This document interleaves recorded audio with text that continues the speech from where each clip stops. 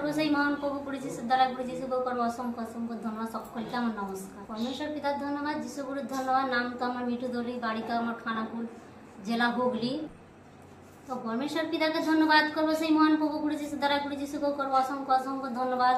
আমার সমস্যা ঈশ্বরের কাছে কি এসেছি যে আমার হার্টের সমস্যা 14 বছর ধরে কি হার্টের সমস্যা নিয়ে আমি ভুগছিলাম।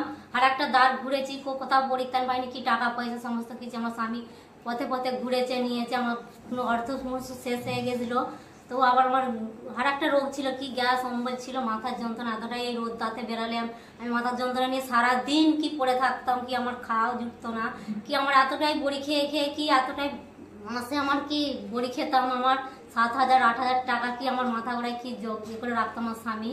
তো আমি তো কোথাও পরিত্রাণ পাইনি। তো এই মন্ডলী অন্বেষণ করতে কি আমার বড়ি খেয়ে খেয়ে কি যন্ত্রণার বড়ি খেয়ে খেয়ে কি আমার কিডনি কি নষ্ট হয়ে গেছিল, কি আমি গোটা শরীর আমার ফুলে গেছিল।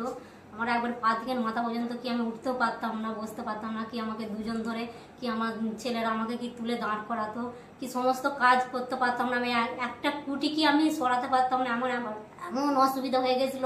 তো আমি তো অনেকটা দাঁড় ঘুরেছি, কত টাকা পয়সা নিয়ে সমস্ত কিছু, যেখানে যা লোক সমস্ত কিছু কি জগতের লোক বলেছে কি আমি সমস্ত কিছু আমি কি গোটা আমি এই খানাকুল ডাক্তারি রোজা পাত্রী যেখানে যা লোক বলেছে আমি সেখানেই অন্ধের মতন ছুটেছি, আমি অন্ধকারে একবারে তলিয়ে গেছিলাম।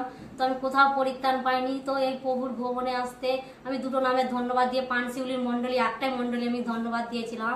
সেই মাধুরী দিদিভাই বলেছিল যে দুটো নামে ধন্যবাদ দাও, তাতেই কি সুন্দর সুস্থ হয়ে যাবে। কি আমি রাতের ঘুমও ছিল না, কি আমি 7-8 বছর কি আমি ঘুমাতেও পারতাম না, আমি শরীরে এতটাই অসুস্থ হয়ে যাচ্ছিল। আমার স্বামী কি বলতো যে চুপ করে ঘুমিয়ে পড়ো, আমি কি আমার ঘুম ছিল না, কিন্তু আমার চোখে শুধু সারাক্ষণ কি আমি কাঁদতাম, কি আমি পড়ে পড়ে ভগবানকে তখন ঈশ্বরকে চিনিয়ে নিই, কি ভগবানকে ডাকতাম যে আমার এই জীবন থাকতে দেখি তুমি আমাকে নিয়ে নাও পিতা, আমার সন্তানরা আমার কি হবে কি না হবে, আমি ওই চিন্তা করতাম যে আমার সন্তানরা ভেসে যাবে, আমার ছোট ছোট সন্তান ছিল তখন। তো আমি তো কোথাও পরিত্রাণ পাইনি। তবে মন্ডলী অন্বেষণ করতে দুটো নামে ধন্যবাদ দিতে আমার তো আর একটা রোগ আমার সমস্ত কিছু কি সুন্দর সুস্থ হয়ে গেছে। তো পরমেশ্বর পিতার ধন্যবাদ, যিশু গুরুদেব সকলকে আমার নমস্কার। কি আমার সংসারে অভাব অভিযোগ সমস্ত কিছু কি ছিল, আমার স্বামী কি কাজ করতো না, এতটাই নেশা ভাঙ করতো, ঘুরতো আর করতো।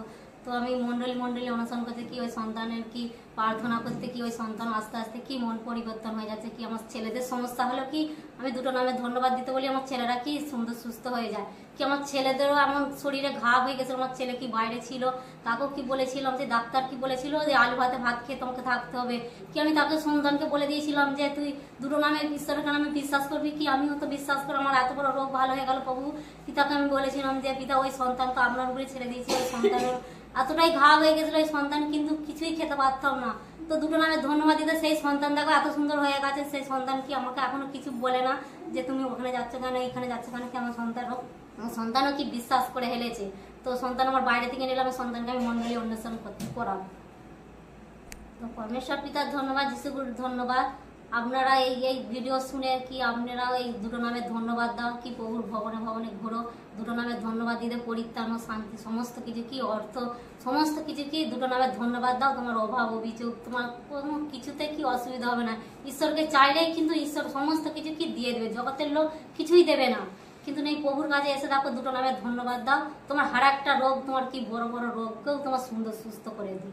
পরমেশ্বর পিতাকে ধন্যবাদ করবো সেই মহান প্রভু গুরু যিশুর দ্বারা গুরু অসংখ্য অসংখ্য ধন্যবাদ। সকলকে আমার নমস্কার।